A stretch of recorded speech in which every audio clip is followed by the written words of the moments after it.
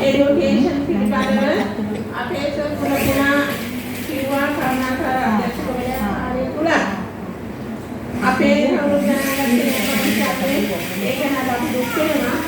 ඉතින් මම අවසර ගන්නවා හිටපු කරුණාකර අධ්‍යක්ෂකතුමනි ඔබතුමාගෙන් ඒ වගේම මම හිතන්නේ මේ අද දේශගත වෙලා හිටියත් දකුණු ආසියාතික අන්තර්ජාතික සහයතා සංවිධානයේ සභාපතිතුමන් යන සමාගම මැතිතුමන් මම දැන් ඒ පිටේක මම දැකලා තියෙනවා මම ගොඩක් අධ්‍යයනය කරනවා. ඉතින් මම හිතන්නේ ඊට වඩා වාසනාවන්තම දෙයක් තමයි අද දවසේ සිද්ධ වුණේ.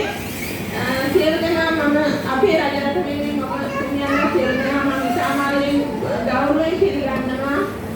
අපි පළාත් දුරු සංගමයේ වශයෙන් ඒත් එක්කම පහුගිය කාලේ NPP යුනියන් එකේ අපි මම සංවිධායක කමිටුවකට පළාතේ ඒ වුණත් මම හිතන්නේ අද දවසේ මට ඇත්තටම දුක හිතුණා.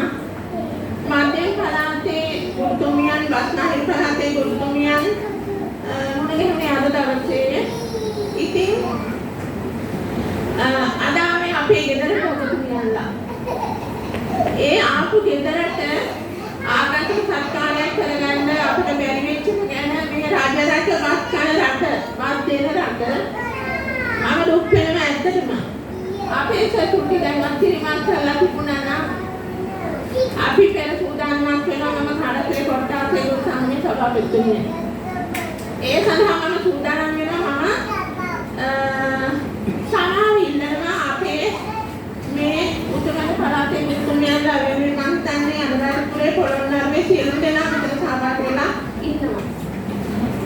මම හිතන්නේ අද දවසේ රටට දීපු ලොකුම ආදර්ශයක් මේක. මොකද පෙර පාසල් ගුරුවරයන් අපේ අධ්‍යක්ෂතුමා කිව්වා එතුමා අපිට කියතුනේ මට වඩා වයසින් බාල වුණත් මම අදහන සිද්ධෙලෙක්. අපි තරහ වෙලා තියෙනවා.